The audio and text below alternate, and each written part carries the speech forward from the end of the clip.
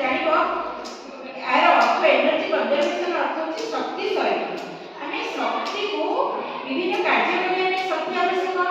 ନାଇଁ, ସେ ଶକ୍ତିକୁ ଆମେ କେମିତି ନଷ୍ଟ କରିବାନି, ଯେମିତି ଆମର ବିଦ୍ୟୁତ ଶକ୍ତି ଆମେ ସ୍କୁଲ ଛୁଟି ହେଲାଣି ଆମେ ଫ୍ୟାନ୍ ଲାଇଟ୍ ଅନ୍ କରି ପଳେଇବା, ଶକ୍ତି ଏଠି ନଷ୍ଟ ହେଲା। କିମ୍ବା ଆମର ଦରକାର ନାହିଁ ଛୋଟ ଜାଗାକୁ ଚାଲିକି ଯାଇପାରିବା, ସେଠି ନ ଯାଇକି ଆମେ ବାଇକ୍ ୟୁଜ୍ କରିବା, ତାହେଲେ ଦ୍ୱାରା କ'ଣ ହେବ, ପେଟ୍ରୋଲ ଡିଜେଲ ବା ଯେକୌଣସି ଖଣିଜ ତୈଳ ବି ନଷ୍ଟ ହେଉଛି କିମ୍ବା ଗ୍ୟାସ୍